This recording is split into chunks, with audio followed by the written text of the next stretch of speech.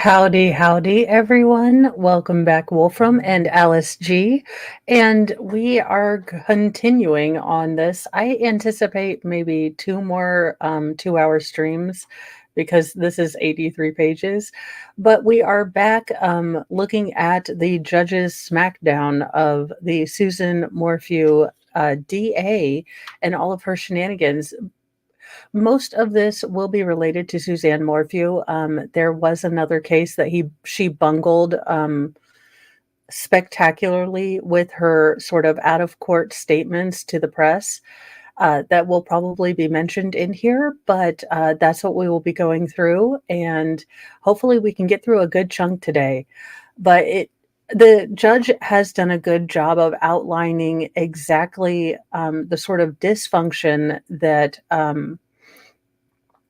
the DA allowed to happen in her office, especially with a very high profile case, very important case. There was a lot of dysfunction. Good morning, Taz. So if you are coming in here and you haven't really caught up with this case, you're in good standing. I don't know a whole lot about this case, but I thought it would be interesting to go back and watch, or look at a lot of things from this case and see where I end up landing as far as who I think done did it and all of that stuff. But since this was, a very recent development of her getting this disbarment recommendation, which is exceedingly rare for DAs to be held to any sort of any sort of consequences. So let's get into this.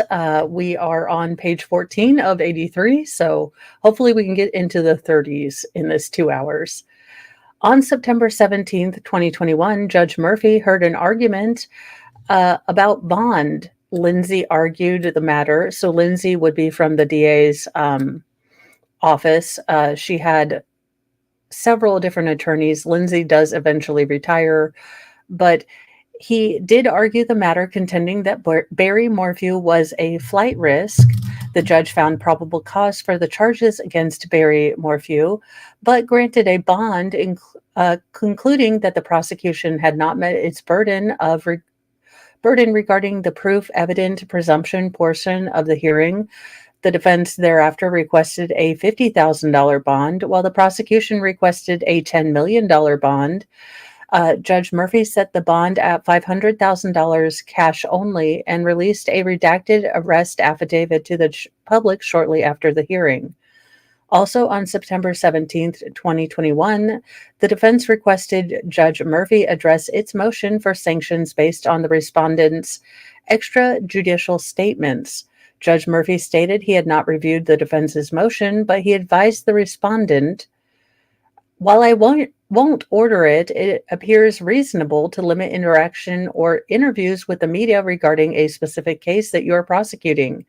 That is the normal route I see most prosecutors take.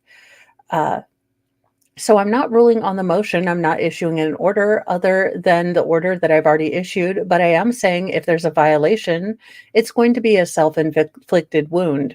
So the judge does, tell her, like, would you shut up?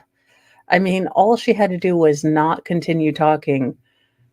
Wolfram, I feel like you. This feels like the most nap time naptosis day ever. I will contend. Lindsay described Judge Murphy's advisement as a lecture that dressed down the prosecution.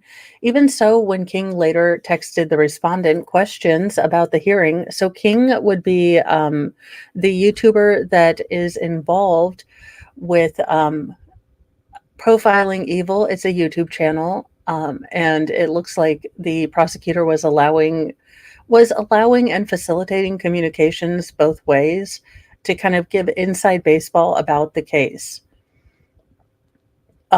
So when he responded back to her, even after the judge just told her, like, hey, don't be talking to people about this case outside, the courtroom, she texted him back, surprised or not surprised on bail. No, CH and our CB witness, Cahill, majorly screwed up on his testimony. He's not on the case anymore. So Karen Dunn got a state trooper, fired. Personnel changes on the prosecution team. In early October 2021, Lindsay resigned, giving 4 weeks of notice. Uh, Again, this poor, I will say this for Mr. Lindsay. He was not only dealing with his felony court docket workload for an entire county, but he was also doing this high profile case with, I think, only one or two assistants. And oh, yuck. Well, I hope that they find nothing wrong uh, and everything will be fine. Or if they do find, whatever you guys are looking for, you'll get some answers. But that's rough. So Lindsay was, exhausted, I am sure, by this point, not getting a whole lot of adequate help from either his superior or in her facilitating more people to be on this case. In testimony, Lindsay expresses bitterness that the respondent had not provided the support he expected, and he bemoaned the respondent's lack of involvement in the Morphew case or the district attorney's office writ large. In his view, nothing happened on the Morphew case unless he made it happen.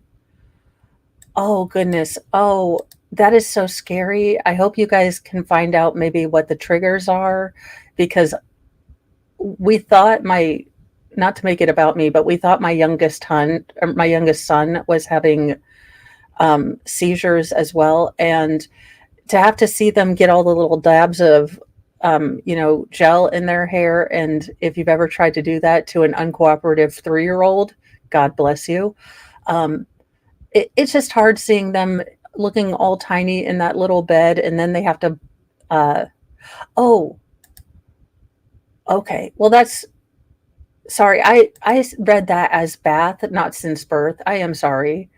But it is hard to see them, they're teeny tiny, and when they're all active, it's easy to forget that, they're teeny tiny.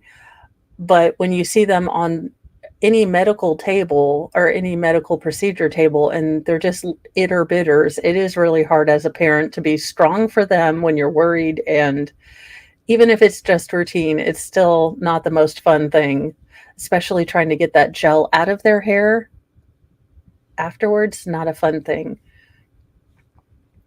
So obviously, Lindsay's testimony is going to be a bit shaded because, he was basically the office workhorse, so he may have a bit of an axe to grind.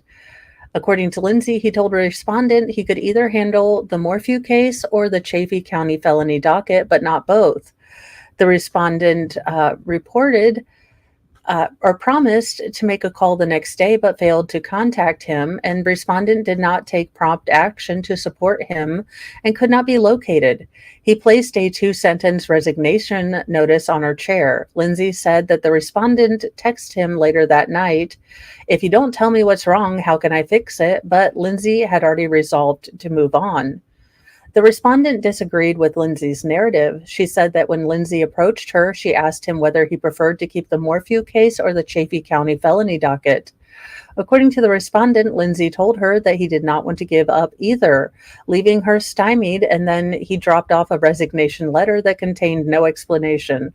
I somehow am going to go with Lindsay's version of events versus respondent does nothing wrong. In retrospect, it sounds like it was money she's complaining, noting that during a budget meeting some weeks before, county commissioners refused to allot funds to increase Lindsay's salary for the amount he requested on October 29th, 2021. Lindsay left the 11th Judicial District Attorney's Office.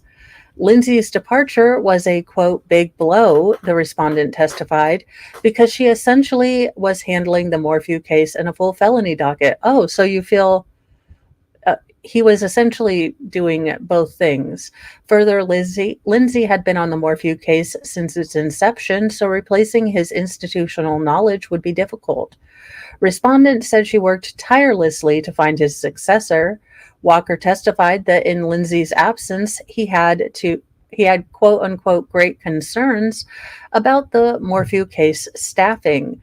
It was not a good time to lose the case's lead counsel, Walker opined, and Lindsay's departure left him feeling like he was starting over. Hurlburt, for his part, testified that after Lindsay left, the respondent did not appoint anyone to be lead counsel, although he assumed that role. Edwards had a similar impression. He was never informed how, if at all, the respondent had decided to staff the case or task assignments, but he assumed that Hurlburt took over for lead counsel duties.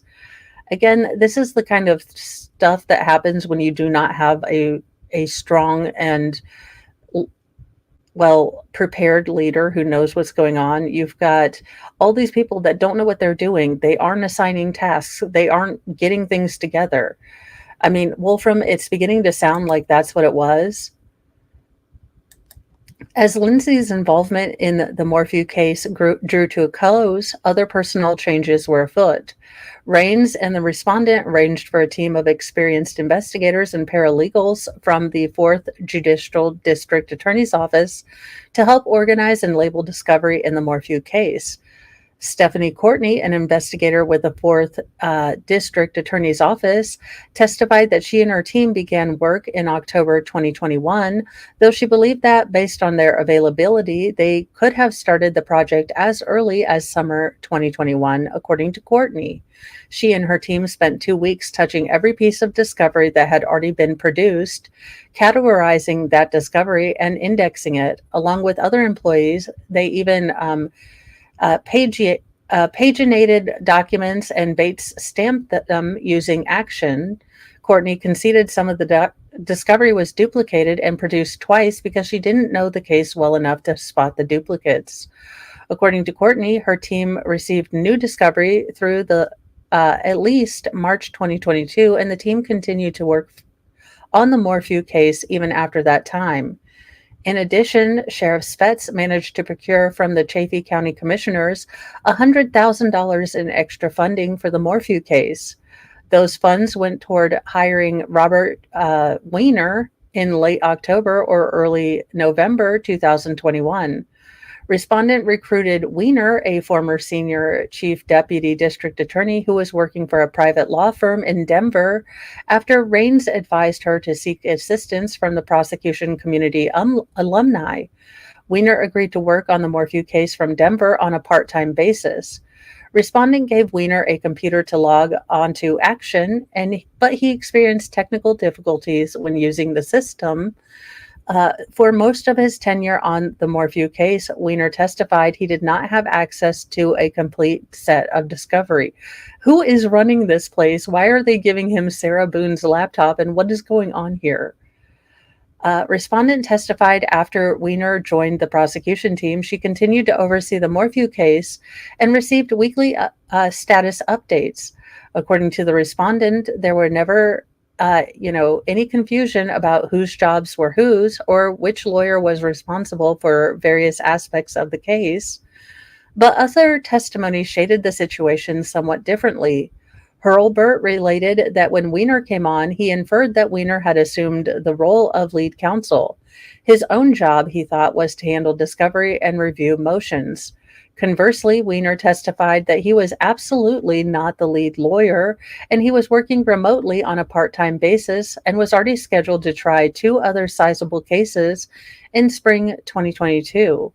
Weiner said he was not sure who was making important decisions in the case, although he discerned that Edwards was doing the bulk of the work and Hurlburt was running the case on a day-to-day basis. Ultimately, Weiner believed that he was responsible for conducting the trial.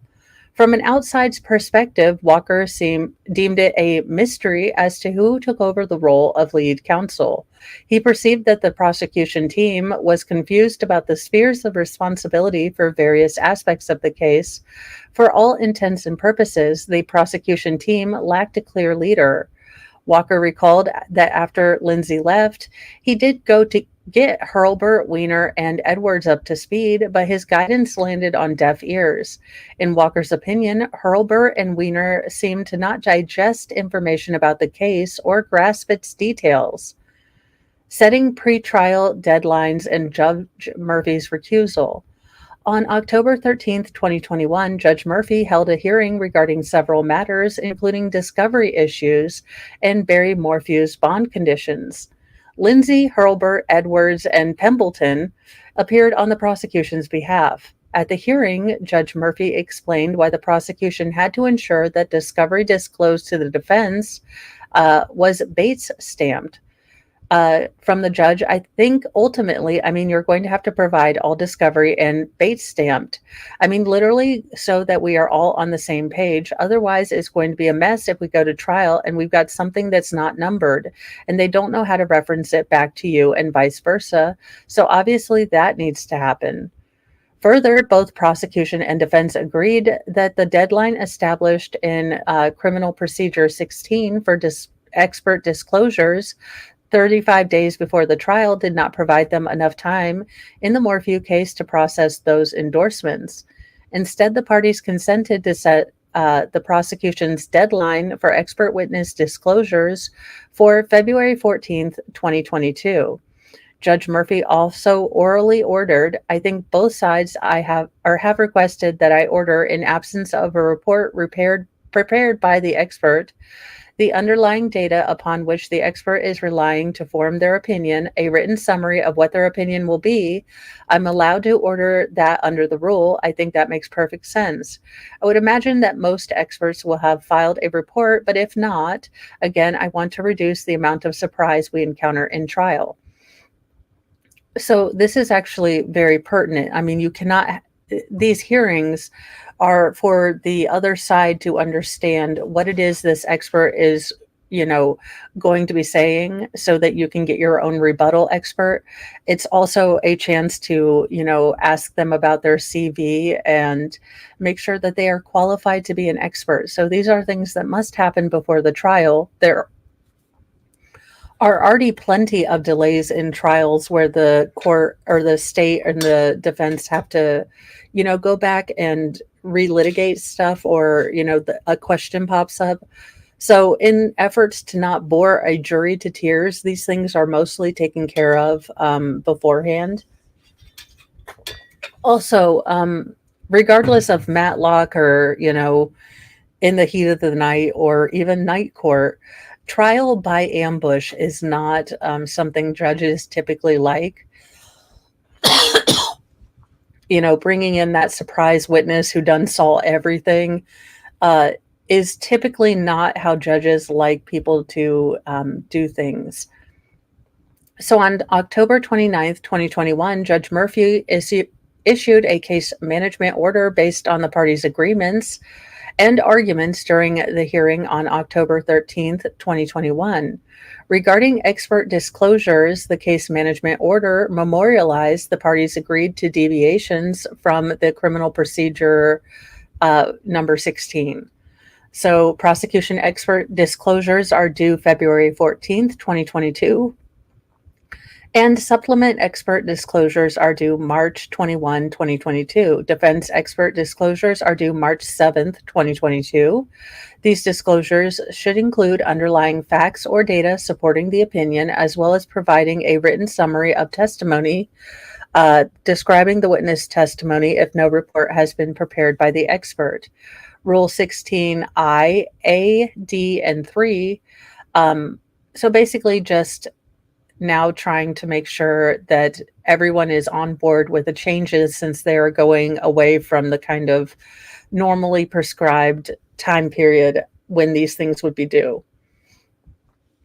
According to Weiner, this case management order set the trial for earlier than was typical. Jury selection was to begin May 3rd, 2022, which accelerated the timeline and put added burdens on the whole prosecution team.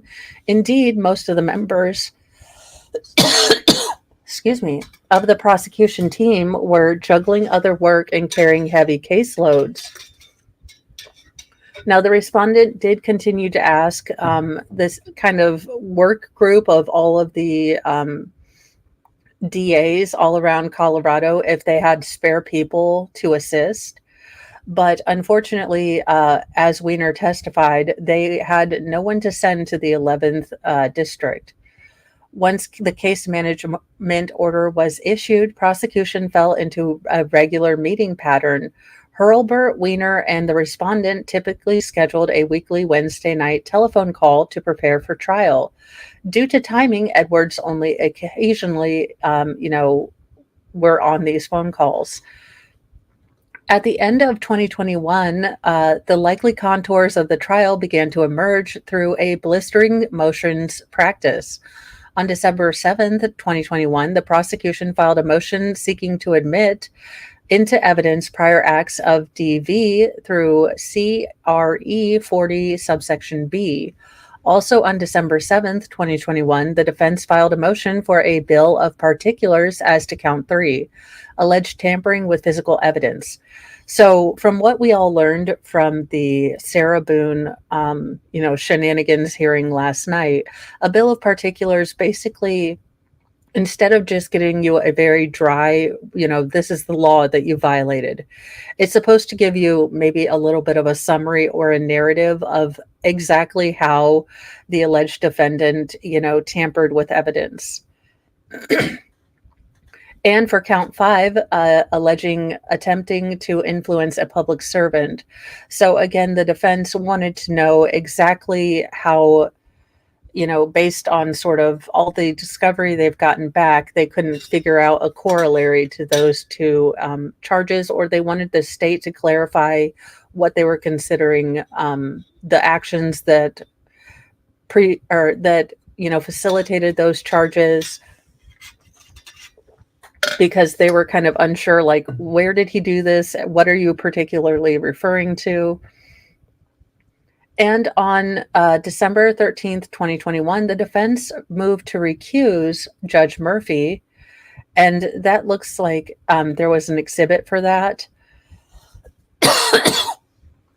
I don't know if they've added the exhibits towards the end. Most of the time, exhibits are not generally put out with these, especially if they kind of create or contain work product. I doubt the DA is going to let us see all their like inside Slack chat sort of things. Edwards, who was tasked with drafting and responding to these many motions, circulated a chart in mid-December 2021 listing about 24 pending drafts. Edwards prefaced the chart, quote, "I'm hesitant to file responses without review or comment from the trial attorneys to make sure I'm not saying something contrary to their strategy or require, additional factual material to write a response. So please review and send a response, even if it's simply okay or reviewed." Now, according to Edwards, the respondent did not respond. On the defense motion on December 30th, 2021, Judge Murphy recused himself from the Morphew case because an associate with the law firm of McDermott, Stewart, and Ward entered their appearance on behalf of Shoshana Drark. Judge Murphy was good friends with Sean McDermott, who was a named partner at the firm and whom Judge Murphy had known for at least 40 years. Shoshana Drark was Barry's new girlfriend and a potential witness in this trial. The then Chief Justice appointed Judge Ramsey Lama to preside over the Morphew case. Now, this is where things start to get spicy, because I hope this is kind of painting a picture of a prosecutor's office in disarray.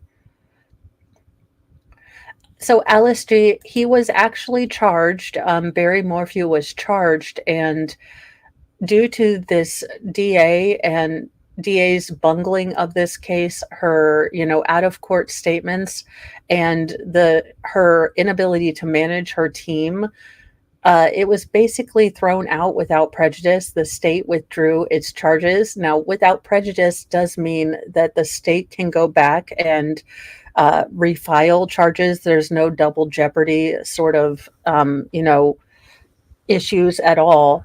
Now, if it had been with prejudice, it would mean that the state can never again bring these charges. But it gets crazier. But it looks like they were jumping the gun. They did not do a good job of collating all the evidence, and they did not get their experts either reports or anything in a timely manner, to the point where I believe out of their 16 experts, only one was allowed to testify. The rest were thrown out. So it is upsetting. Again, like I said, haven't started in on this trial, but for those who believe, right now in this moment that Barry did it,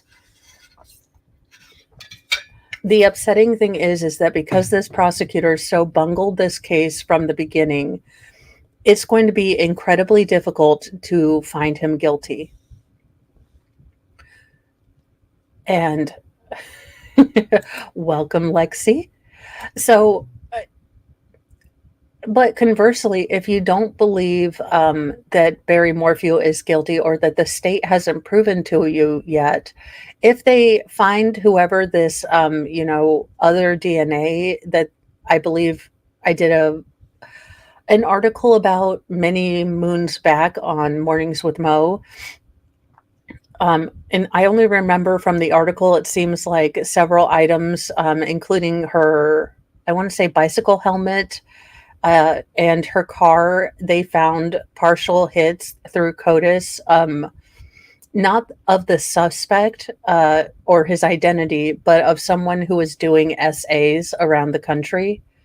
So if they find that person, the other thing is that because they went after Barry so so aggressively, that is also reasonable doubt that could be used if they don't find this, random DNA that has been found in several different states with in connection with crimes. It's still going to be a hard case to try again. Now, confusion about the prosecution's theory of the case. On January 11th, 2022, the defense filed a motion labeled D58 requesting sever the trial on count 4, possession of a dangerous weapon, from the trial of other counts in the case. Edwards mailed Weiner, Hurlburt. Oh, no, Lexi, I swear to goodness, we've got Hurlburt, we've got Weiner, and we've got Grossberger. It is the law firm that I must see. So Edwards emailed Weiner, Hurlburt, and respondent on the morning of January 17th, 2022, writing, quote, "Sorry to contact you on the holiday, but we need to get this response filed. D58 is a motion to sever count 4, possession of a dangerous weapon, a short rifle, from the other counts. I am not familiar with the evidence to know whether there's a theory, whether the theory is that this short rifle was used to unalive the victim." So she's got people writing out all the motions that have no idea what's going on in the case, so they can't put in factual evidence to support this. Now, the DA did not respond, but Weiner replied the same day, including the respondent in the email. Weiner wrote, "Is this gun a 22? If so, I think the theory is that this is the gun he claims to use to shoot chipmunks around the house. I can call FBI agent Ken Harris." Edwards replied, "I'd appreciate it," but not long after, Weiner wrote, "This is the 22 that Barry Morphew claims he used to shoot chipmunks. He talks about it a lot. This gun was hidden, consistent with the fact that he was hiding evidence and then driving down the road and hand the gun to Johnny and Ken. Very odd. Barry is the one who cuts barrel. I think this evidence is inextricably intertwined. I should note this gun was supposed to be tested for functionality, and I'm not sure whether it was completed." So they are having a hard time because at this point, Suzanne Morphew's body has not been found. I don't know. So they are not quite sure how or with what methodology she had been well, either taken, kidnapped, or unalived. But as they were charging Barry Morphew for murder, they assumed she was unalived. Respondent did not respond. At the disciplinary hearing, she testified she did not recall seeing the email. Based on this information, Edwards filed the prosecution's response to the defense's motion to sever on January 18th, 2022, arguing, ultimately, Barry Morphew claims that he used the dangerous weapon to shoot chipmunks. Barry Morphew made numerous statements about this. However, the gun was hidden and ultimately found by law enforcement. Barry Morphew had cut down the barrel, and that makes it illegal. In addition, found in the search of the property were one plastic hypodermic cover for the dryer, two, a dart needle from the box in the garage, three, a dart body from the box in the garage. Affidavit page 45, these darts can be shot from the dangerous weapon. See affidavit. It is the prosecutor's position that one method Barry Morphew may have used was the dangerous weapon was used to shoot the women or the victim with a tranquilizer dart before he murdered her, or with a tranquilizer dart to murder her. Because the evidence of the dangerous weapon and the other charges are based on two or more acts connected together or that constitute parts of a common scheme or plan, the count should not be severed. But on the morning of the motions hearing, just 37 days later, on February 24th, 2022, Weiner learned the short rifle was not capable of firing a dart. Yes. Well, yeah. But I didn't think you could just take freedom seeds, turn them into I thought that they had actual, like, tranquilizer, force multipliers for that. I didn't think you had, like, a multifunctional, like, I'd like to use the rocket launcher today. So you just, blip, bloop, blorp, and, put that into your little force multiplier, and it automatically reconfigures to use just beanbag, rounds. I can't. So Weiner was forced to retract, which is probably the funniest line in this entire 83-page thing. But Weiner was forced to retract the prosecution's written representations about the short rifle in open court. Your Honor, I think I can make this pretty short. First of all, I want to correct factual statements in our response. I believe our response indicates something to the effect of this particular gun could shoot the dart. That is not accurate, and I just want to clarify that count. This gun does not shoot the darts. It is not a dart gun. We are talking about a separate weapon, okay? I just want to clarify that for Your Honor. According to Weiner, he saw a notation to that effect in the file and inquired with Harris and the FBI agent, who confirmed that the short rifle was not able to shoot a dart. In accordance with his ethical obligations, Weiner immediately corrected the record.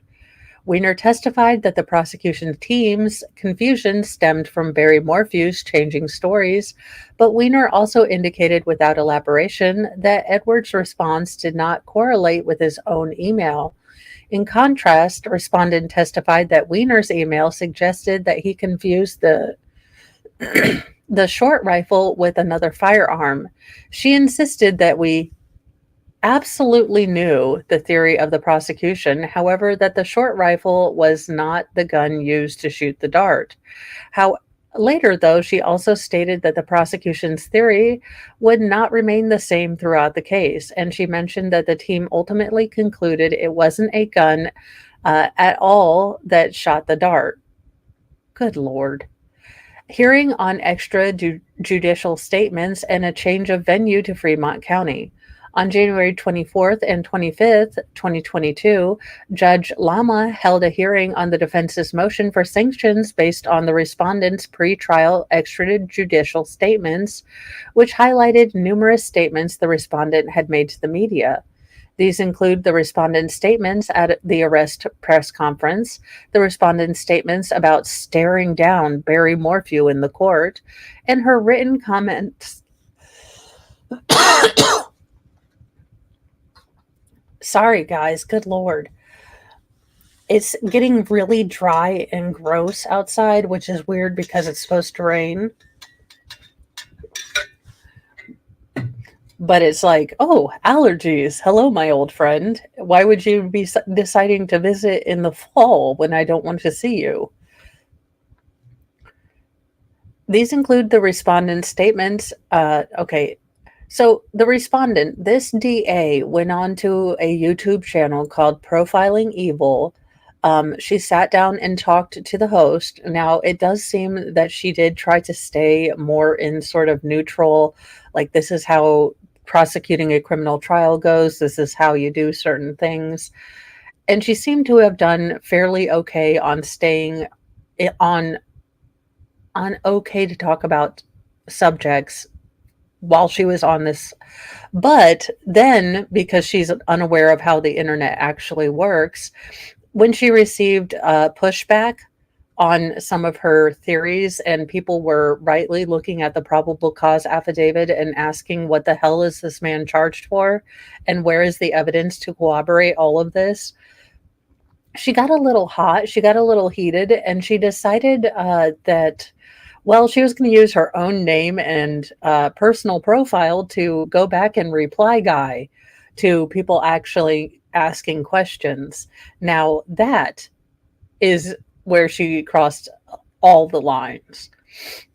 But she also reached out to another YouTube creator, True Crime with Jules Wolf, to correct some misrepresentations or maybe ill-informed, in the DA's opinion, ideas that Jules had about her office. So this woman, isn't taking care of, making sure her team is ready to go to court, but she sure has all the time to make sure that the internet isn't judging her.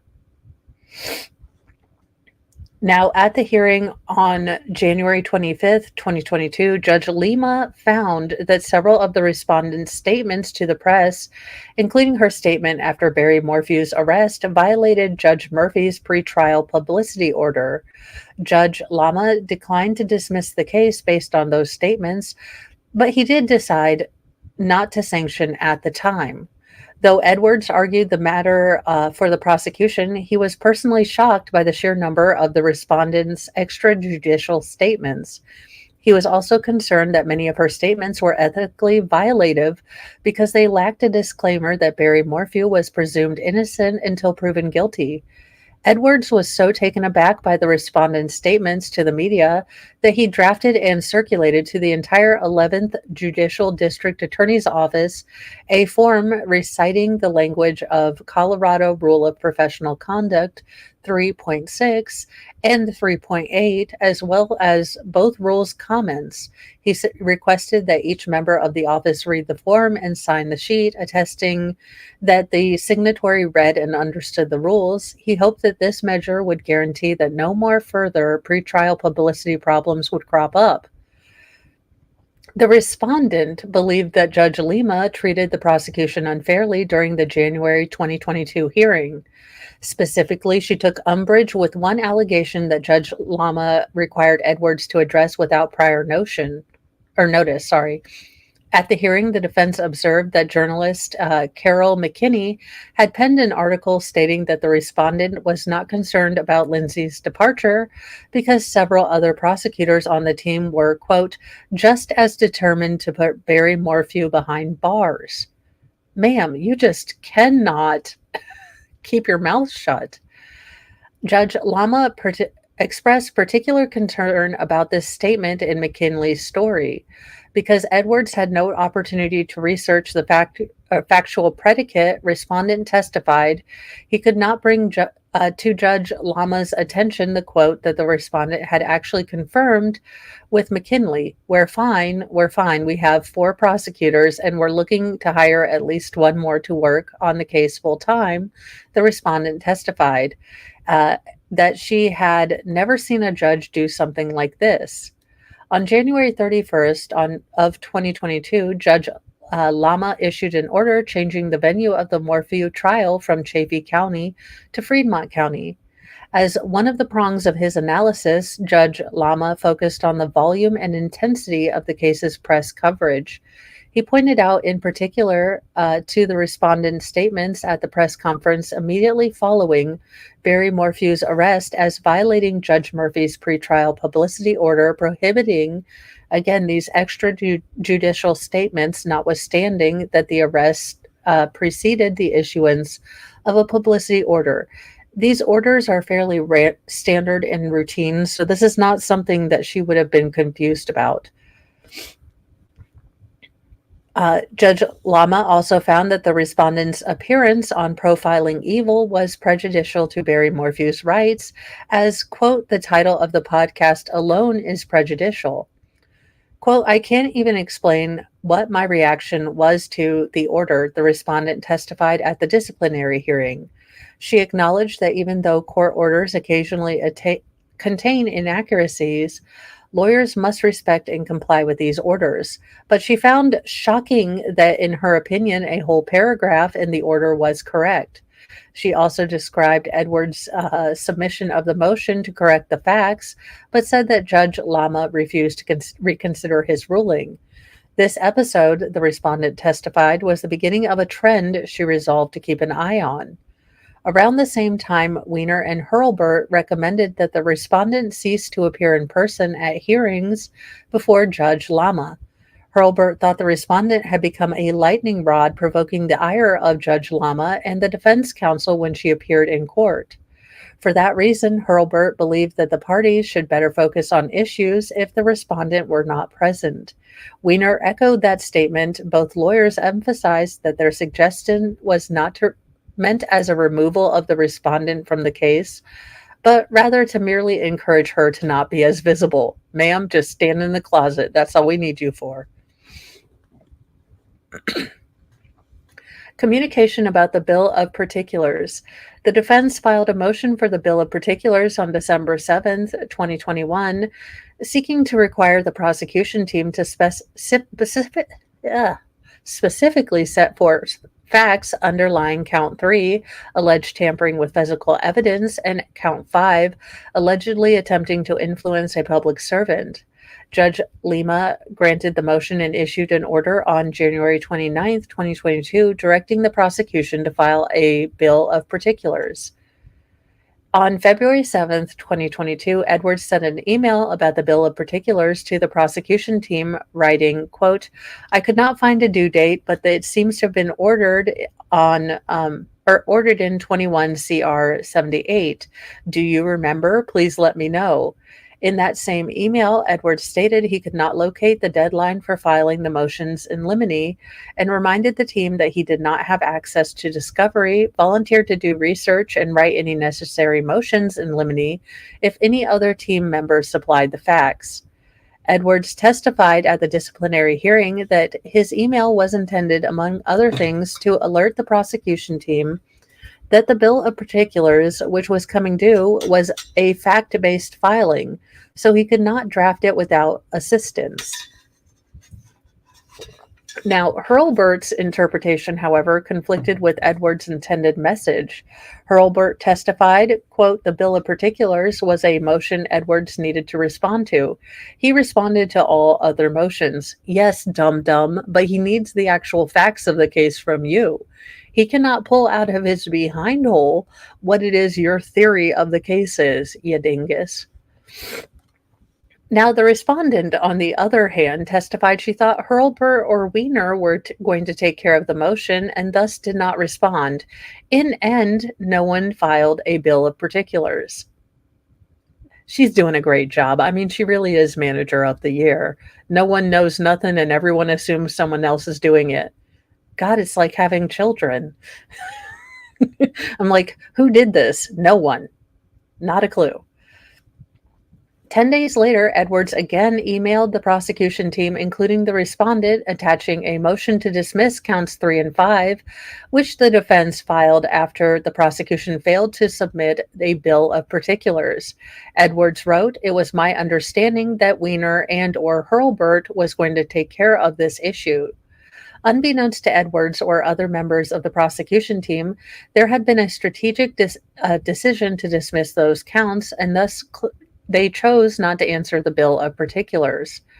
Weiner explained that responding to the bill of particulars required drafting a full-blown narrative and arguments, which Hurlburt and Weiner worried could require them to disclose certain trial tactics. As such, the team, minus Edwards, decided to confess those counts, which would result in their dismissal.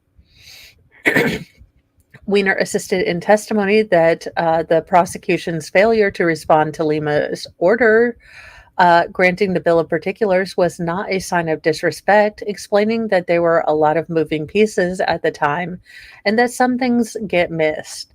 Notwithstanding this failure to respond, Weiner testified he did not see the prosecution team as disorganized or chaotic.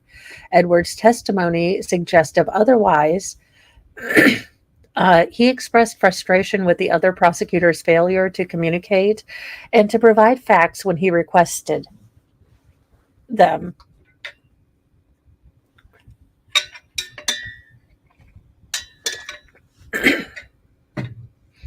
Expert witness endorsements, and this is where they really screw the pooch, had they not already. Under the case management order, the prosecution expert endorsements were due on February 14th, 2022. According to respondent, the prosecution team was aware of the deadline and collectively made the decisions about experts. But she acknowledged she had never endorsed expert witnesses in a homicide case, so she had to defer to the prosecution team. At the disciplinary hearing, respondent insisted that the case, quote, did not depend on experts. Okay, ma'am, you are lying because you had no body at the time. You had no idea what the hell or how the hell Barry was supposed to have unalived Suzanne. So, yes, it was going to rely heavily on all of these experts. Let's see here. Now, Edwards had a diametrically opposite opinion. He thought the experts were, quote unquote, important to a successful prosecution and should have been given more attention by the prosecution team. The plot thickens. Hurlburt believed that certain experts would be critical, including the telematics expert and computer expert. Weiner, too, also recognized the importance of putting experts to support his case, but he was also mindful that several law enforcement investigators could be considered either lay or expert witnesses. About a week before the expert endorsement deadline, Edwards realized that no one had been taking the lead in drafting the expert witness endorsements. Although he was not initially assigned to helm this project, he volunteered to compile the endorsements with the understanding that Hurlburt and Weiner, who had divided the expert ups between them, would provide him with the necessary information. On February 9th, 2022, Edwards sent a team-wide email titled, in all capital letters, Morphew expert endorsement deadline, Monday, February 14th.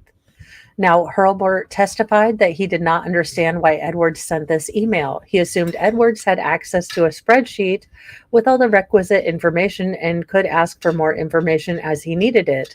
The respondent said this email did not concern her. Okay, so, ma'am, it doesn't concern you. You are supposed to be the coach. All things that go on in your office concern you.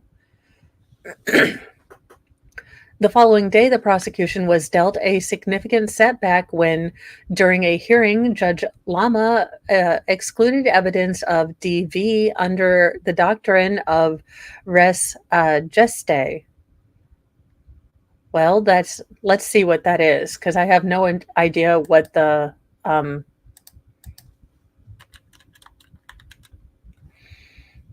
okay, so what does that mean? Okay, things done or things transacted. It refers to events or circumstances at issue, as well as other events that are contemporaneous with or related to them. So basically, otherwise inadmissible hearsay is it what it's looking like it's going down to, as I am not a Latin expert. Respondent and Weiner took issue with the ruling. Weiner testified he was confused as to why Judge Lama precluded the DV evidence, a finding that Weiner thought was disjointed from the record. The respondent said that there was no way to get around the suppression of the prosecution's DV evidence, which was quote unquote huge. Also on February 10th, 2022, Edwards sent another email to Hurlburt and Weiner. At the top of the email, Edwards wrote, "Toward the bottom are new dates that we need to be aware of," while at the bottom of the email, he typed in all caps, "Expert endorsements due Monday." Hurlburt said he understood from his email that Edwards was gathering all the necessary information from the spreadsheet. Weiner said he did not understand why Edwards sent this email. The respondent said she did not take any action in response. "Do none of you have cell phones? Hey, Edwards. Yeah, you kind of sent me this random email. What you need? Because, just in case I'm being all full of the tisms, I would just like to ask you directly." And then Edwards could say, "Y'all have given me not one damn thing. Please send all the stuff. These are due Monday." But instead, no one had access to phones. They only had email. Now, on the morning of February 14th, 2022, the deadline to file expert witness endorsements, Edwards sent to Hurlburt, Weiner, and respondent an email that stated, "As soon as I get the information from you all concerning what witnesses will testify to what subject, I can file the expert notice, which is due today." He went full bold in cap locks because apparently no one was paying attention. At 7:38 p.m. that evening, Edwards sent another email to the respondent, Weiners, and Hurlburt soliciting information about the expert disclosures, saying, quote, "Any experts in DV, profiling, dog tracking, mining, cell phone analysis, anything?" In the same email, Edwards informed the recipients that he had compiled information from email and web searches, but we were still missing a lot of crucial information and noted we need to get the CVs or curricula vitae and reports from all witnesses. We might have some, CBI DNA, but we need to get this filed tonight. I'm a little embarrassed by what we might be filing. Now, Hurlburt and Weiner responded that Edwards was working from an old list, and Hurlburt sent over the latest version at 8:45 p.m. Hurlburt replied to the same email chain on which the respondent was included and said, quote, "And Weiner is working on the DV expert. The rest should be up to date." At 9 p.m., Edwards asked the group, "Okay, updated the list, still need the data. What or who is Nighthawk? Cannot find it on the internet. What is the address for Lisa Wolf? The address for Verizon, the address for Doug Spence, info on Robert Johnson, awaiting info on the DV expert." At 9:28 p.m., Hurlburt responded to all recipients.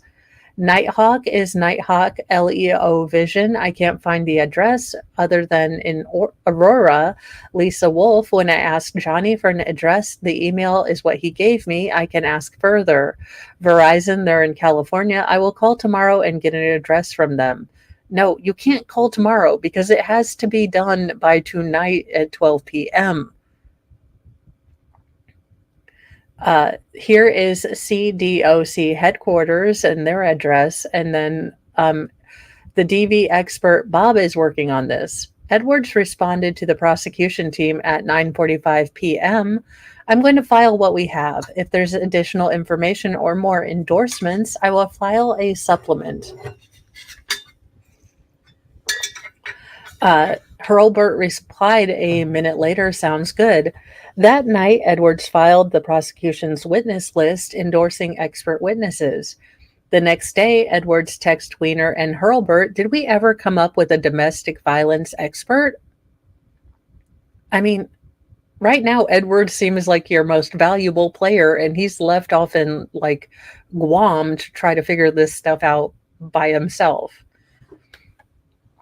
Edwards testified that although he compiled the list as best he could based on what information was available to him, he did not believe that the disclosures complied with the case management order.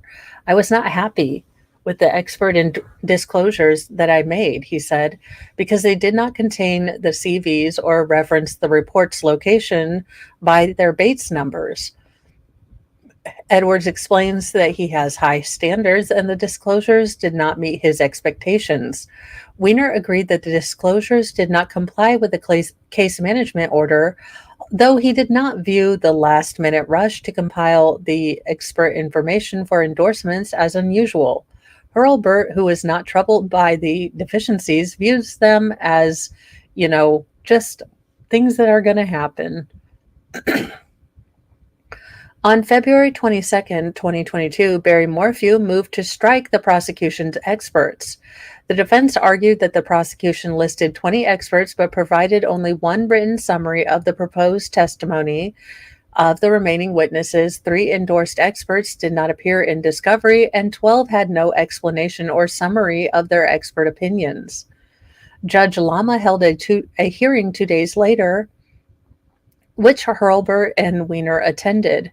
At that hearing, Hurlburt was asked for and was given until February 28, 2022 to produce statements for any remaining experts who are not provided reports or statements, as well as to provide all expert CVs. So the judge was like, okay, you guys are screwing up big time, but, I'm going to let you get like one more week. So, do something, get this fixed now. Judge Lama issued a written order following his oral rulings at the hearing. He found that the prosecution conceded its experts' disclosures did not comply with Criminal Procedure 16 or the case management order, that excluding experts' testimony would severely limit the prosecution's case in chief, and that prejudice to the defense could be cured by giving the prosecution a short extension of time. Also, on February 24, 2022, Edwards filed a notice withdrawing as a lawyer for the prosecution. Edwards withdrew due to health issues coupled with frustration at his colleagues' lack of responsiveness. Respondent testified that Edwards told her that the case was affecting him physically and mentally, but she never heard him voice frustration. No, ma'am, you just never looked at his emails. These people are not withholding information from them. You're just not hearing their frustration or their complaints over the clown music in your head. Now, let's see. Weiner testified that he was blindsided by Edwards' departure. Well, Weiner sounds like someone who is oblivious to everything and is surprised by everyone's, daily movements. On February 28, 2022, Hurlburt filed a superseding endorsement of expert witnesses. Respondent was aware of his filing. The superseding endorsement listed the prosecution's expert witnesses, notated with statements that the experts would testify the contents of their report, which, with few exceptions, were not included or attached. So they're basically like, no, we've got it fixed. We're going to copy and paste. We'll speak about their reports. Hurlburt, you are a Weiner too. Now, Lisa Wolf's statement was disclosed to the defense, although no data was provided to support her statement. Doug Spence's statement, too, was disclosed. But of the expert witnesses, Blake McConnell, the superseding endorsement, stated, he is currently in the process of preparing a statement, and it is anticipated that he will testify consistent with his statement discovered to the defense. And of expert witness Andrew McDermott from Nighthawk, the superseding endorsement stated Mr. McDermott is currently in the process of analyzing data and preparing a report. Further, some expert CVs were disclosed as a day late on March 1st, 2022. Hurlburt testified that the system may have glitched, obstructing the uploading initiated on February 28, 2022. Sir, it glitched. My behind. My left boob, it glitched. The dog ate your homework and the internet killed your report. Okay. The respondent testified that her contributions to the Morphew case between February 14th and February 28th consisted of participating in higher level strategy about experts via a few phone calls and emails with Hurlburt and Weiner. She did not see anything glaringly wrong with the superseding endorsement, though she conceded that two experts lacked reports and thus were vulnerable to being stricken. Hurlburt testified that the disclosures were adequate and contained more information than he would normally provide in a criminal case. Weiner testified that the respondent bore the ultimate responsibility for any deficiencies because the buck stops there. Expert witness exclusions. In March 2022, the prosecution added a new member to the team, Grant Grossberger, or I'm just going to call her. Look, it's something sort. I just call her Grossbauer. It's Grossbauer, but I'm going to call him Grossberger, just because it's my prerogative.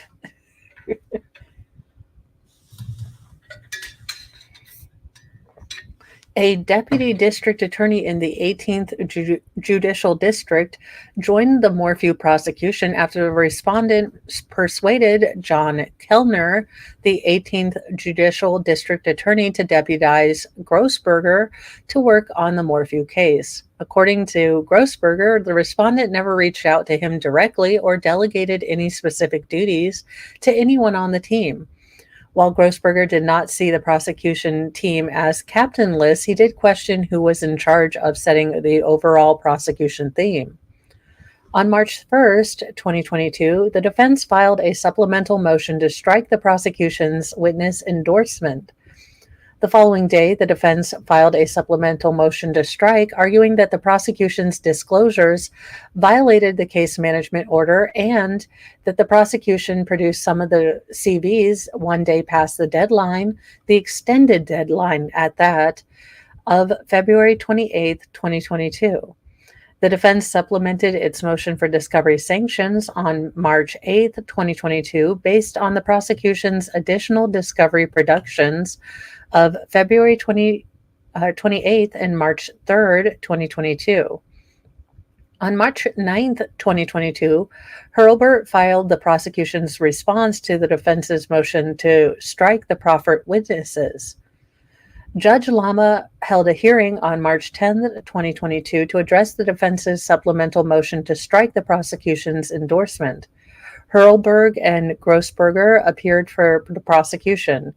At the hearing, the defense argued that with few exceptions, the prosecution team failed to disclose reports or statements for its endorsed expert witnesses.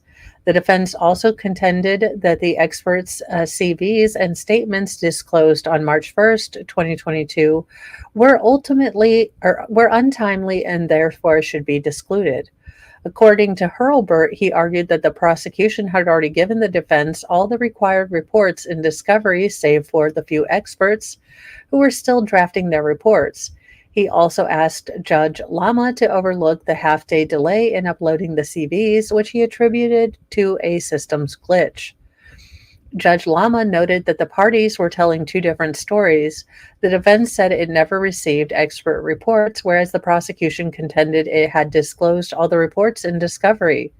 For that reason, Judge Lama asked Hurlburt to point to the Bates numbers of the expert reports that had been disclosed in the numerous terabytes of discovery. Hurlburt responded he did not have the Bates numbers off the top of his head, but could provide them if given time. Hurlburt also conceded that the prosecution had not provided the defense the Bates numbers that corresponded with the prosecution's experts' reports. Ultimately, Judge Lama found the prosecution had engaged in a pattern of discovery violations amounting to trial by ambush, which prejudiced the defense. The pattern was not willful, Judge Lama concluded, but it had to be answered with sanctions. Judge Lama thus found that the prosecution had violated the case management order, declined to give the prosecution another extension, and granted the defense's motion to exclude many of the prosecution's expert witnesses. Respondent was aware of Judge Lama's ruling at the time it was made or within a week after.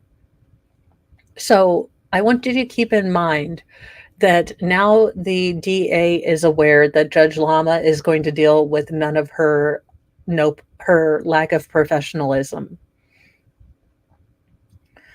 Let's see. The change.org petition. The prosecution team, respondent Hurlburt, Weiner, and Grossberger were upset.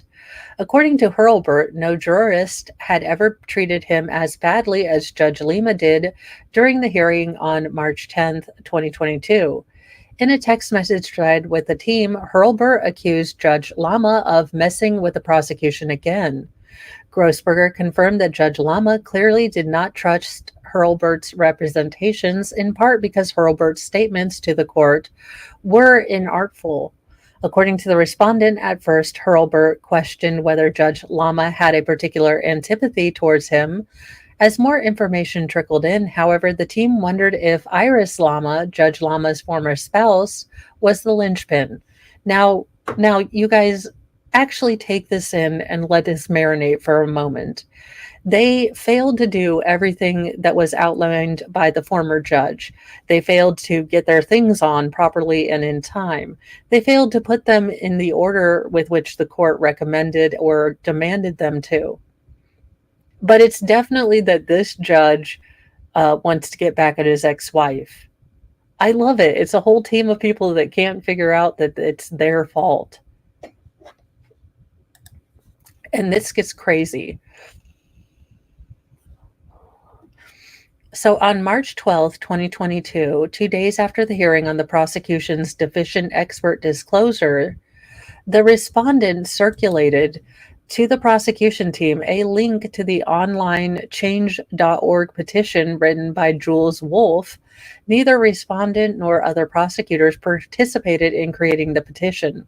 The respondent could not recall how she learned of the petition, though she was certain Jules Wolfe did not send it to her. Yes, you deleted that email. The petition called for investigating and possibly removing Judge Lama from the Morphew case due to an apparent conflict of interest, citing three bases. One, that the judge excluded evidence of DV in the Morphew case. Two, that Iris Lama was an advocate of Suzanne Morphew and the victims of DV. And that three, Iris Lama and Barry Morphew belonged to the same gym. Yes, that's right. That was the big thing. Obviously, the ex-wife and the husband go to the same gym. These people are ridiculous. In response, Hurlburt texted he was contemplating a motion to recuse. Respondent agreed the team should file a motion, cautioned that she could not be sure of the petition's truth or the author's credibility, and remarked, quote, "But it could definitely explain why he hates us so much." Again, it's not you guys. It's definitely the judge hates you. Of all of the dumb-ass teenage responses to not doing something and then getting fired, Weiner exclaimed, quote, "Holy crap, yes, let's go after him. He should have disclosed this. We need to confirm ASAP. Weiner, you sound like a wiener." And Hurlburt messaged the group, "He's obviously biased. I have realized him asking me the Bates numbers on expert reports was because he didn't believe me when I said we gave the defense reports. Or maybe it's because you have a pattern of lying and saying you've given stuff over to the defense only to whoopsie-doopsie find it and then give it to them." But no, it's definitely he just hates you. When the respondent proposed getting an investigator on it, Weiner suggested pulling Judge Lama's divorce case and asserting that Judge Lama should not be on the bench. But Hurlburt and the respondent hedged, posting that only parties to a divorce could get copies of filings. Weiner replied, quote, "Maybe start with interviewing her." The respondent agreed, messaging, "I looked into this organization, change.org. Anyone can start a petition, so we don't know if any of it is true. The only way to know is to talk to his ex-wife. And BTW, he has custody of his kid." Respondent also stated, "But the person who started the petition is Jules Wolfe. She has a YouTube channel. I'm not sure if that's a credible source." Respondent assessed much of the information in the petition to be true, and she considered Judge Lama's rulings against the prosecution to be quote unquote so egregious that she suspected that the judge was trying to get back at his former spouse through his rulings. Yes, everyone wait and let that again soak in. So he is so mean to us, this must have an ulterior motive. And the real thing he wants to do, which is what everyone wants to do, is get back at their ex wife.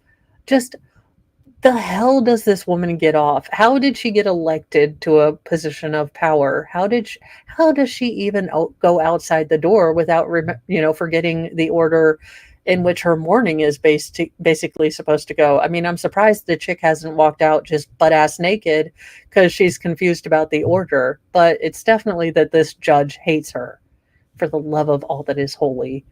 I mean, you cannot make this stuff up. If you put these facts into a Hollywood, movie about a prosecuting team, no one would believe you because it is so farcically incompetent and, in shenanigans and in disarray, but also because no one, it stretches the bounds of credulity. You don't think that anyone can be this absolutely insane and unwilling to look in the mirror and say, we might have screwed up.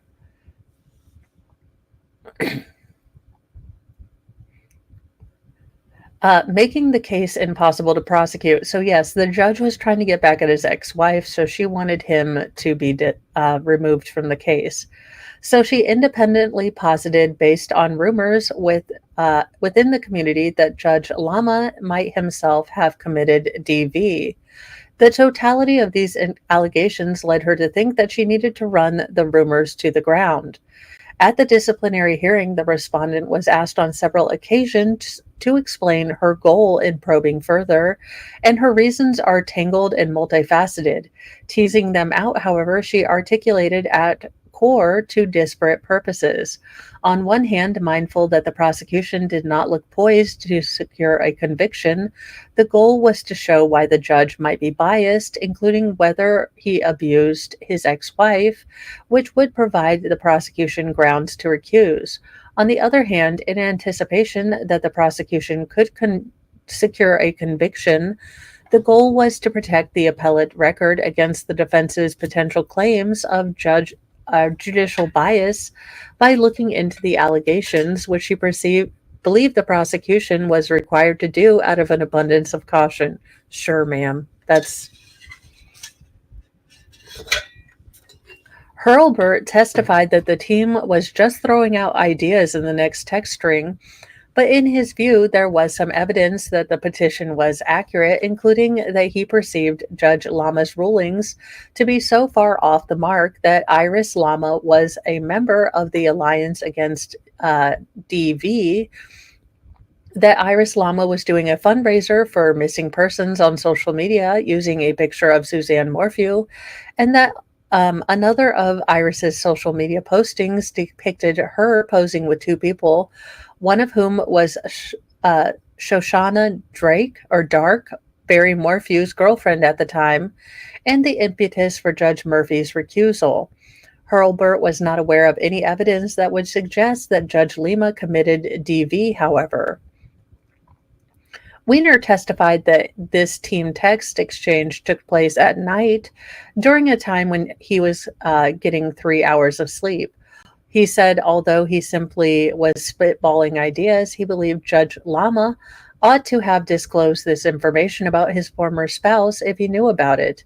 Weiner testified he agreed the prosecution should look into judicial bias because he knew for a fact it would come up on appeal if Barry Morphew was convicted. The discussion, Weiner said, were about protecting the integrity of the process. Sure they were. Sure, Jan. The team resolved to interview Iris Lama. According to Hurlburt, the interview was conceived as a device to uncover a conflict of interest, but within 5 days, it had morphed into a method of protecting the record on appeal. The team agreed that the interview should be conducted on Iris Lima's terms without any pressure.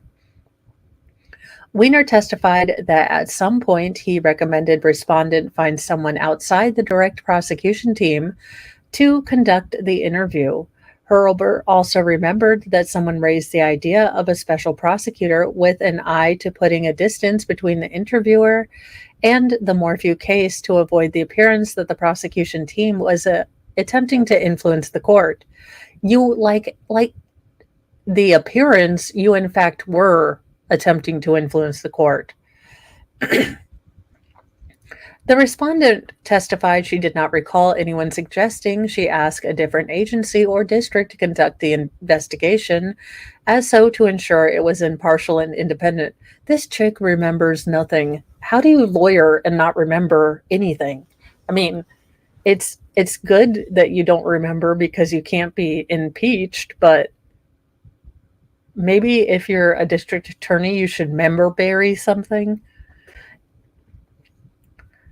Respondent did not think that the interview risked the appearance of intimidating Judge Lama. In late March or early April 2022, respondent and Weiner called Walker at the sheriff's office and asked if he had an employee who would investigate the allegation of prior DV by Judge Lama. Walker, having, full frontal lobe action engaged, was like, the hell do you think? Absolutely the hell not. I will not be part of this shenanigans.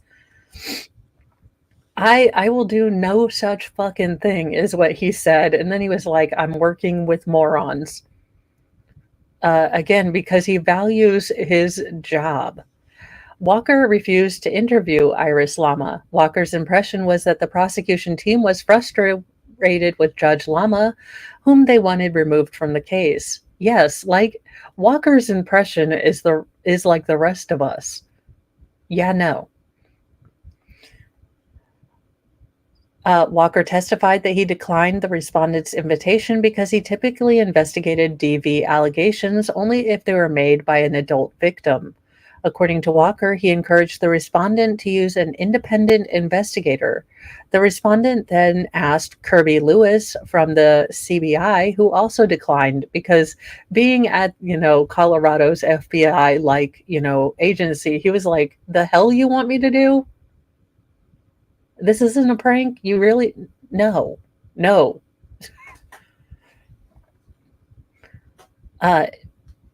Mostly because he didn't want to invite the appearance of conflict, as the CBI was also involved in the Morphew case. Around the same time, Iris Eaton, lead counsel for Barry Morphew, emailed Hurlburt to alert him that an individual whom the prosecution had formerly listed as a witness had publicly posted Judge Lama's home address online. Etan considered this post concerning and urged Hurlburt to manage the matter. Hurlburt agreed to forward the email to law enforcement, although he questioned what crime had been committed. Sir Hurlburt, that's it. I am disbarring all of you. Doxing a judge. I just don't see what crime has been committed here. Sir, remove head from sphincter, then lawyer. For the love of God. At the next hearing in the Morphew case on March 30th, 2022, Etan showed the posting to Judge Lama, who said he planned to mention the matter to security. Finding of additional discovery violations. On March 30th, 2022, Grossberger participated in a Shrek hearing concerning expert Doug Spence's qualification and scope of his opinion. Spence's initial and supplemental expert endorsement, which was included in a statement drafted by Hurlburt and Walker, indicated that he would offer opinion based on law enforcement canine Roscoe, who followed a scent down to a creek in the direction of the Morphew home. The day before the hearing, Grossberger and Spence spoke together over the phone, during which Spence never mentioned authoring a report of his own, but during that conversation, Spence expressed opinions that were not entirely consistent with the content of the prosecution's expert endorsement. Yes, Alice G. And that's why, even though right now I haven't gotten into the meat and potatoes of this case, It is so utterly frustrating that no one had any direction on this case, because should they ever find maybe the smoking gun that said that Barry did it, or the smoking gun that said that this other person did it, because they so thoroughly bungled this case, they are going to be able to bring some of this. The defense for whomever is going to be able to bring some of this in. And if the investigation has similar, dysfunction, then unfortunately Suzanne, Morphew might not get the justice that she deserves down on this earth. Now, I will tell you that Barry Morphew has filed a lawsuit against, I believe, the prosecutor's office and the sheriffs and several other entities for false imprisonment and all of this other stuff, basically alleging that they went forward with this case with very little evidence that he was actually the person involved. And I will say that the finding of DNA linked to 3 other crimes in 3 other states, on and around the body, does seem to be an indication that at the very least someone else was involved. And I really worry that, just like the Delphi case, because the investigation and, um, you know, the trial are going to be so foobarred that if they actually find the person, if the person goes in the middle of Main Street and says, "I done did it," that there's just no way that's going to remedy all of these legal issues. And that's really upsetting. Now, let's see here. At the Shrek hearing, Grossberger conducted Spence's direct examination. During, let's see, during Spence's cross-examination, the defense elicited the fact that Spence had, in fact, authored his own report of his investigation, which he had not previously provided. Grossbauer realized that the prosecution could not proceed with Spence as an expert. He acknowledged in court that the prosecution endorsed Spence as an expert but failed to turn over Spence's authored report. Thereafter, the Shrek hearing focused on a possible discovery violation based on the prosecution's failure to disclose an endorsed expert's report. Grossbauer proposed that the remedy was to strike Spence as a witness. Judge Lama agreed and excluded Spence as a witness based on the prosecution's stipulation that it failed to disclose his report. Judge Lama concluded that there was not enough sufficient evidence to show a willful failure to disclose, but deemed the prosecution's approach as reckless and maybe sloppy. On March 31st, 2022, Grossbauer disclosed the one-paragraph Spence report into the defense's email.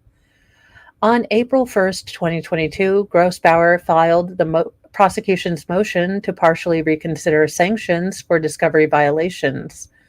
The motion, penned by Grossbauer, was intended to clean up the record and to show both Judge Lama and the reviewing appeals court that well before February 2022, the defense had at its disposal the reports or statements of 4 key prosecution experts. The prosecution team, including the respondent, convened about which experts to select as subjects of Grossbauer's motion to reconsider. According to Grossbauer, without those 4 experts, the prosecution had but a thin chance of prevailing in the Morphew case. Grossbauer testified that he spent a few weeks drafting the motion because discovery was disorganized, with duplicates and differing number schemes, so he had difficulty finding the information. He eventually located Bates numbers for 4 of the experts' reports, which he hoped would demonstrate that the defense had already received in discovery much of the information that Judge Lama deemed missing. The motion also implored Judge Lama to reconsider the, quote, severe sanction of excluding Hicks, Hoyland, and Stevens due to the only one-day delay in disclosing the expert's CV. But it wasn't one day. It was a full week and one day. On April 8th, 2022, Judge Lama granted another of the defense's motion for discovery violation sanctions, ruling, quote, the prosecution failed to put in place a system to preserve emails as ordered by Judge Murphy on June 3rd.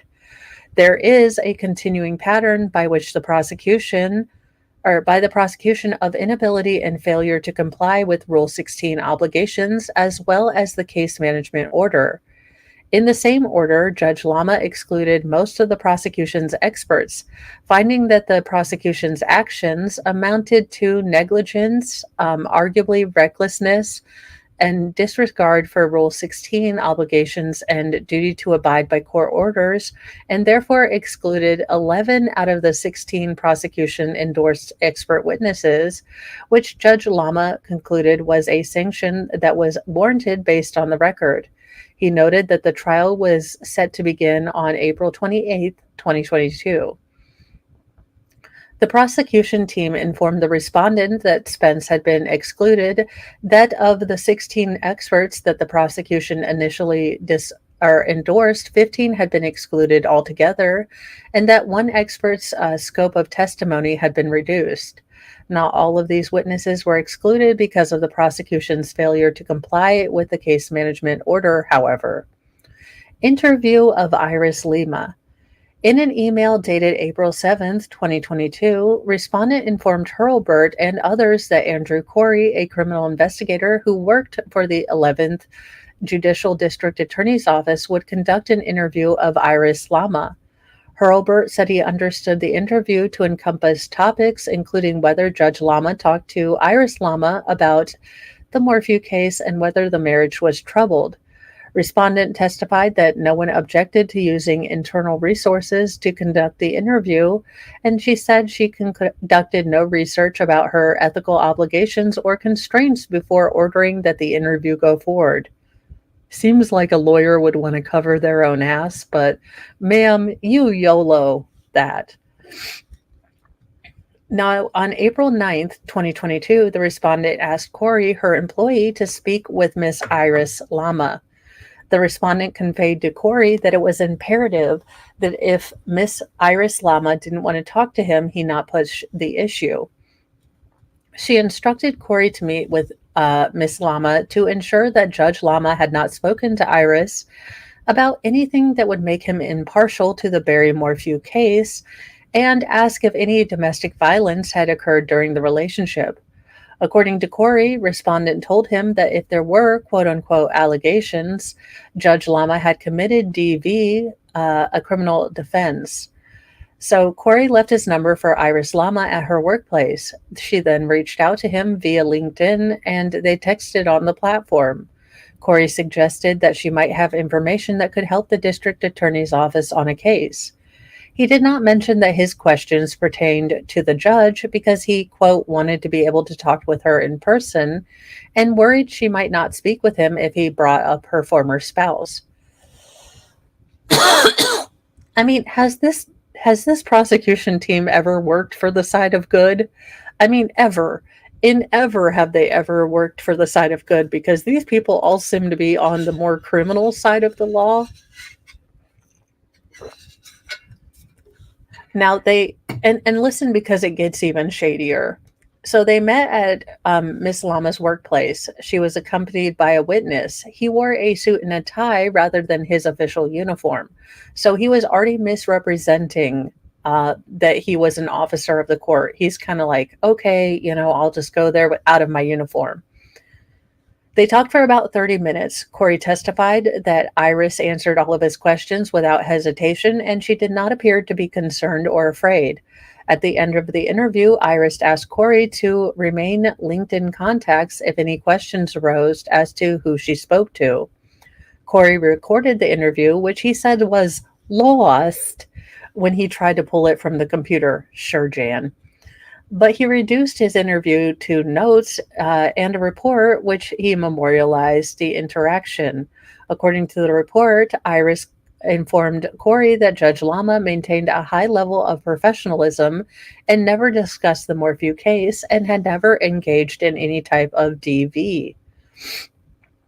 Now, on April 15th, 2022, the respondent informed the team via email that Corey had interviewed Iris Lama. Quote, "Nothing there," she wrote, "all rumors. Even reporters keep contacting her because of the rumor. So that's a no-go." Again, so you weren't just, looking at it like, oh, well, we need to protect the record. No, you were looking at it to see if you could get this judge yeeted. Hurlburt responded with bummer. At the disciplinary hearing, Hurlburt could not explain why he expressed such disappointment. He's like, um, I'll concede that it didn't look good, but I was drunk that day. Quote, "In the cold light of day," he said, "it wasn't a bummer that we couldn't get him off the case because at that point we were trying to protect the appellate record." Again, survey says that never happened. A few days later, around April 17th, 2022, Judge Lama learned from Iris Lama that someone in law enforcement had approached her for an interview. Now, according to Judge Lama, Iris reported that the interview had inquired about him, their marriage, and whether he was abusive, and whether he talked to her about the Morphew case. Now, these questions seemed to him to be consistent with the rantings of a conspiracy theorist he'd seen on a YouTube video in early March 2022. In that video, Judge Lama testified the YouTuber wore a bulletproof vest and showed Judge Lama's family, strongly implying that Judge Lama had committed DV, and speculated about the reason for Judge Lama's divorce, insinuating that Iris Lama knew Barry Morphew, and called for Judge Lama to recuse himself from the Barry Morphew case. Lama interpreted the video as a threat akin to, "You better get off the case or more is coming." Judge Lama testified that his discussion with his former spouse left him concerned that the interview was conducted by someone with nefarious objectives. Her account also caused him to fear for his safety, her safety, and their child's safety. So, in a heightened state of fear and vigilance, he placed a call to a security team, which eventually figured out who was behind the interview. This judge, you do not piss off a judge. You do not go after anyone's family. But holy shitballs, did they step in it. On April 19th, 2022, respondent moved to dismiss the charges against Barry Morphew without prejudice. And I'm sure you guys know, but without prejudice means that they are free to bring back the charges should they ever get any evidence, or should anyone in that office be able to walk without shame, which I don't know if they will. Now, the prosecution team had thought about dismissing the case for some time. The respondent said that those discussions started as early as January 2022. Grossberger testified that he heard discussions about dismissal when he first began working on the Morphew case. Well, I would have been too, but I would hope I'd be a big enough person to say, okay, if we do actually find evidence and this man is guilty, I want the victim to get justice. So because I would have nuked him from space and been like, hand me over your bar license now. And I would have burned it with a Zippo lighter in front of them.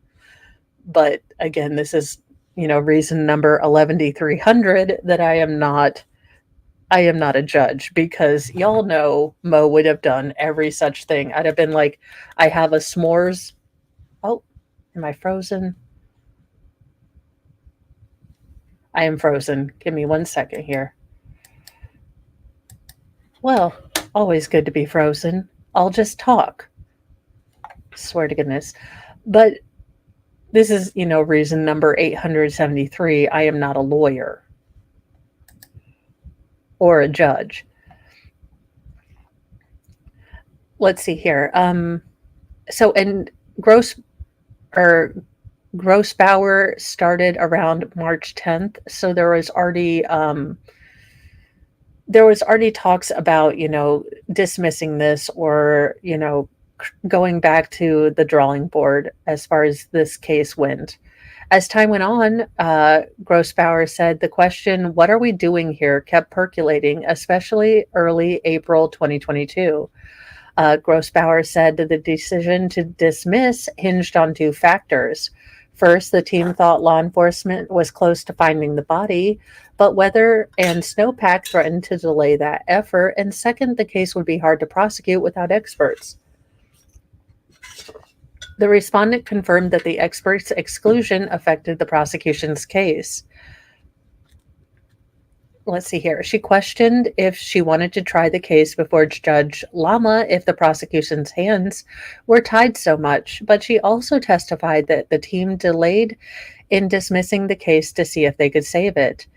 The motion to dismiss, which Grossbauer drafted and the respondent signed, argued that the prosecution, quote, and law enforcement believe they are close to discovering the victim's body. The prosecution was hopeful that the search for and discovery of the victim's body would be concluded well before the trial, but weather has complicated efforts.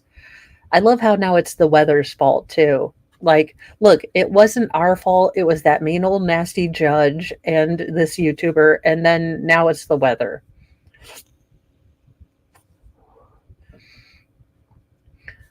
Further, the motion argued, second, when the case was filed, it was mainly premised on Barry Morphew's motive to harm the victim, his sole access to the victim at the exact time she was last communicating with anyone by phone, his consistent dishonesty with law enforcement, which came to light given the truck telematics, phone, and location data discovered.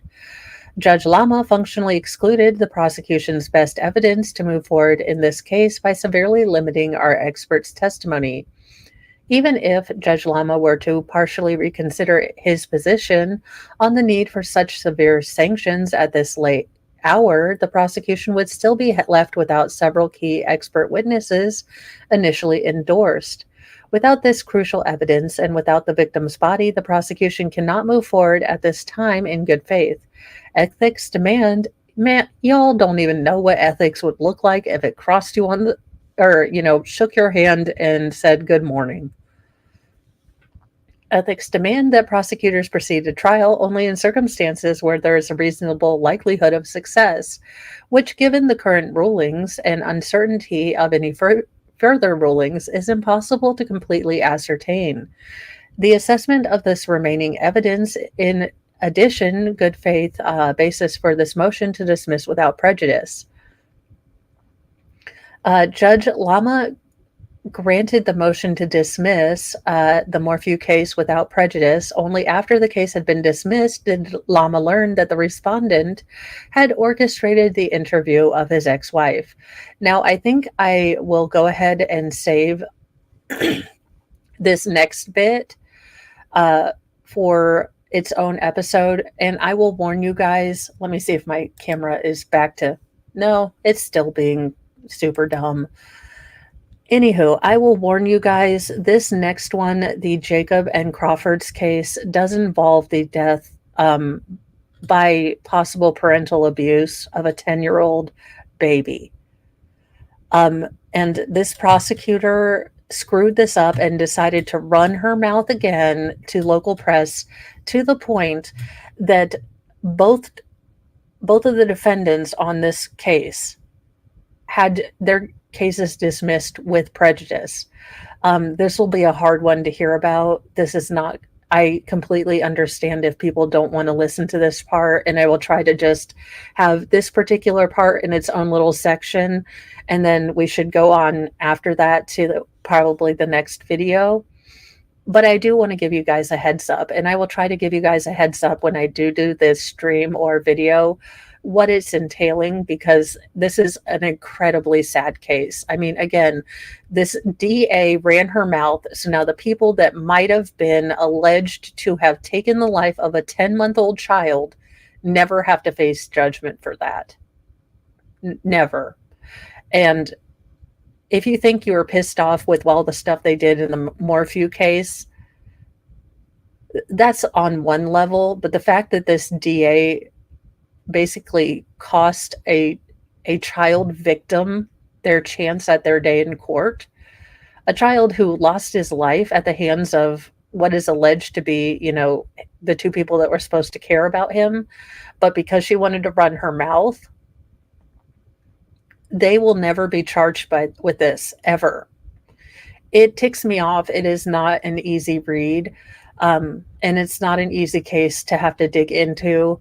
But that's where we will probably be going next with this.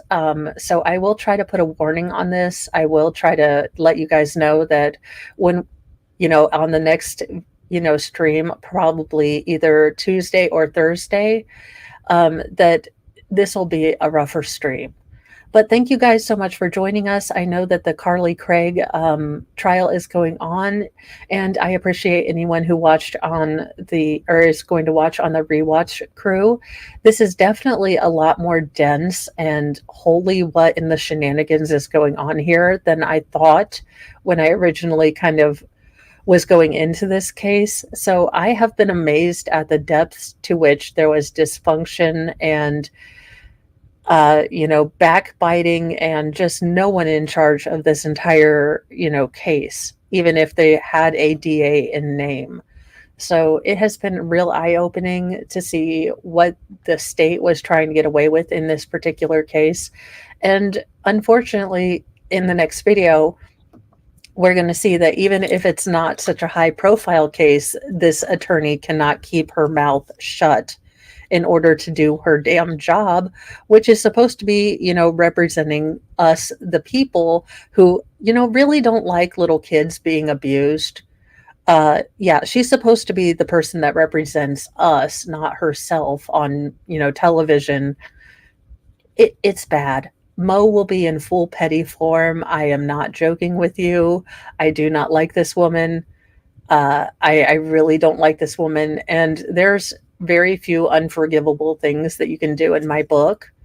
And being so outrageously self-absorbed and misguided in your conduct that you make it to where a child can't get justice, yeah, that's no redemption from Mo territory. And I usually love a redemption arc, but this chick, no, send her to Snake Island. Anywho, I'm going to get off of here and maybe go drink some tea with honey because I don't know what's going on, but I'm also going to take some Zicam because I'm not getting sick again. I've already been sick once this fall, end of summer, fall, and I refuse to do it again. I've given it up for Lent and Advent. I will see you guys later. Please don't forget that Nicholas is having his 10,000 subscriber celebration stream tonight. And I will be on there for a little bit, probably not till late at night. But, it has been an awesome opportunity to stream with Nick and really just getting a chance to celebrate him and all the hard work he's put into his channel is really awesome. So don't forget that. I will be there, and have a great day and a wonderful Friday and a good weekend if I don't see you. Also, postscript. We will have Legal Shenanigans Theater with Daryl Brooks. So we will have Legal Shenanigans Theater tomorrow at 3 p.m. Eastern Time. So, it'll be all What's the Business. I think that's the only song of his I remember. I don't remember the entire albumography of Math Boy Fly.